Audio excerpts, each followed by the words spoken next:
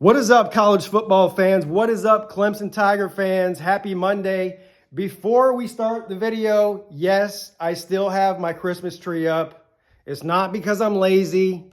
It's actually coming down here in the next couple of days, but I just like Christmas trees. I don't know what else to tell you. Anyway, I have hesitated to jump headfirst into the rumor mill concerning who will be Clemson's replacement for Wes Goodwin at defensive coordinator for the 2025 season and hopefully beyond. And we've seen a lot of names thrown around. I mean, Al Golden, Tim Banks, and a bunch of other ones. I even had people sending me messages like, hey, Pete, Clemson's private plane just landed in Knoxville. Tim Banks confirmed. I'm like, nah. I don't really believe anything I hear, no matter who it comes from, unless it's coming from Dabo Swinney himself, which he's not telling anybody. They keep stuff up there pretty close to the vest. But I don't really believe anything until that name is signed on the dotted line. Now, to be fair, the guy we're talking about today, the guy you all have been hearing about, Tom Allen, the defensive coordinator at Penn State, has not been officially named the new defensive coordinator at Clemson. But there does seem to be a lot more smoke around this particular conversation than even the Tim Banks one.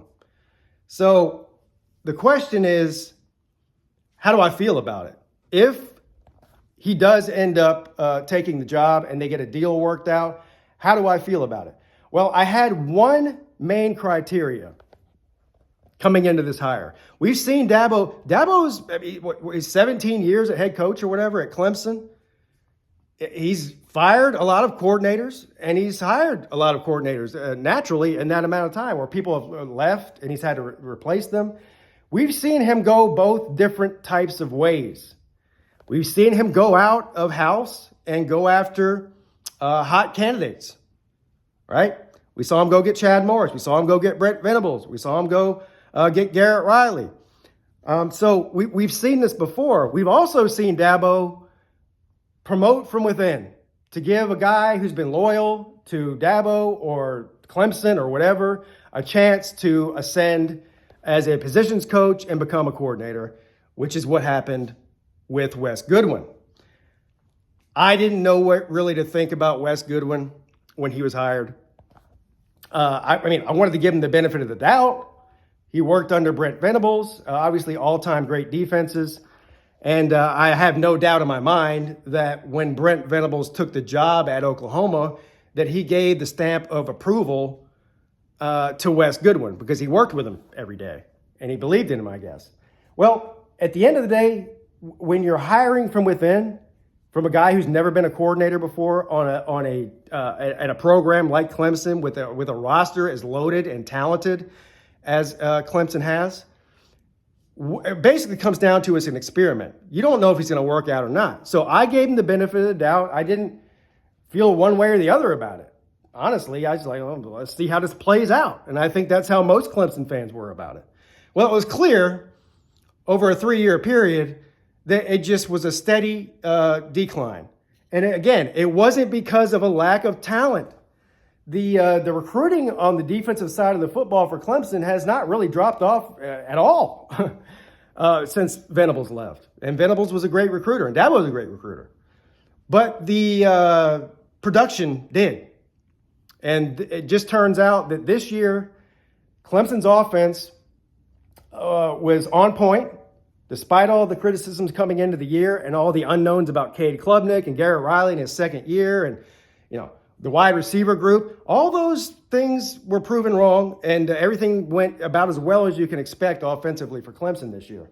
But the defense took another step back. So the writing was on the wall for Wes Goodwin, in my opinion, coming into the season. And certainly by about week 6 or 7, I was pretty much done with the Wes Goodwin experiment and looking to move on.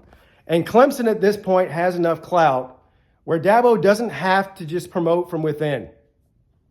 They can go out and get big names. There's not a single defensive coordinator worth their salt in this country who would not love to get a hold of the talent that's on Clemson's defense. So they have the money, they have the cachet. It's just a matter of going and finding somebody at the right moment, somebody who fits what Clemson's trying to do, somebody who is on the way out of their contract at their current place, or all of those logistics that come into it. But my only criteria was an experienced guy, a guy who's been around. I'm not talking about, a 35-year-old guy who's just now trying to cut his teeth in football. And not that there's anything wrong with that. That it's just a gamble. I would prefer an experienced guy who's been around the block, knows the sport, knows recruiting, is very familiar with the current landscape of college football as far as the NIL and all of that, and above all, can actually coach good. So that was my main criteria. I didn't have any sort of ideal one person or two people that I'm like, I really want them, otherwise it's a bust. So anyway, we've all seen the rumors is that they're working on a deal with Tom Allen. And Tom Allen fits exactly what I was talking about. Penn State this year was 7th in total defense. I think they were only allowed 16.5 points per game or something like that. A very talented team. But Tom Allen has been around the block. This guy's been coaching since 1992, and he's coached a ton of places, including being head coaches. So this is not some freshie off the boat who's trying to cut his teeth. He's already been proven, and that's what I wanted. And what is he, 52 or 53 years old, something like? He's right around Dabo's age, so he's not super young. He's not so old like Mac Brown and Nick Saban, where he's contemplating retiring in 1 year or 2 years. So he brings a lot of cachet with him. I don't really know if he could have made a better hire. And I'm being serious when I say I don't know. I'm not saying he's the best candidate in the whole country and Clemson just, But this is a big hire. This is a huge hire for Dabo Swinney. And it proves that Dabo Swinney, despite what all of you have been saying for the past 4 or 5 years, is not done winning yet, or at least trying to. So if this comes to fruition, and again, I'm not going to, it hasn't been announced yet that he's the guy, but everything's pointing that way. It just sounds to me at this point as if it's just a matter of working out the numbers and the detail, the contract, all that. But Penn State fans, look, you get this from every fan base. A lot of Penn State fans are like, oh my God, he's terrible, you can take him. I'm like, really? He's part of the reason that you were in the college football playoff semifinal this year. Penn State had an amazing defense this year. Top 10 statistically. And then there's other Penn State fans who are like, hey, look, hats off to Dabo for getting him from us. That's a great hire. So you're going to get that. You're going to get people that criticize the hire. You're going to get people that praise the hire.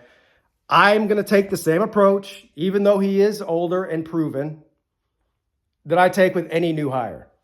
I'm going to give him the benefit of the doubt and give him some time, obviously.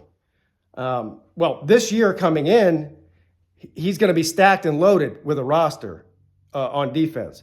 So it should not be that quick or that hard, rather, of a transition from Penn State to Clemson when you're talking about defensive talent.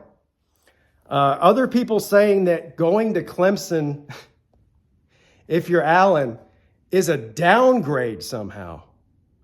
I'm like, hold on now. What? What world are we living in? Let's go over 17 years that Dabo's been at Clemson. Let's compare the resumes of Clemson and Penn State over the past 17 years. There is no comparison. One has been dominant and the other has just got further than they've been in 20 years. But by the way, with him at defensive coordinator, a downgrade is, to call Clemson a downgrade over Penn State is, it's silly, is what it is. It's not a downgrade at all. Clemson has the money to pay him whatever he needs to be paid. He'll probably get paid more than whatever he's getting paid at Penn State. Clemson pays all of their coordinators up there with the top 3 and 4 teams as far as paying out coordinators. So, no, it's not a downgrade. Guess what else isn't a downgrade?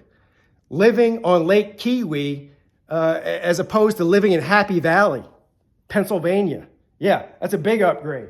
So, anyway, overall, if this does go through and it's true, and Allen becomes the next defensive coordinator at Clemson, I am extremely optimistic about what he can do with this Clemson roster this year. I think Clemson's going to be loaded offensively and defensively as far as personnel and talent go. To me, the only chip that's been missing, particularly this year, is coaching. Clemson's got some great position coaches. I know there's a lot of Clemson fans out there that have a list every year of certain position coaches that they want to see relieved of their duty, or as I call it, fired. And that's all great. But I think they have a good core of both players and coaches. And really that one missing piece for the 2025 season is defensive coordinator. And so I'm optimistic about Coach Allen coming in. And I can't really think of that many hires that would have been more exciting to me. So let me know what you think in the comments, and hopefully we get this deal done and Allen becomes the next DC for the Tigers. Have a good day.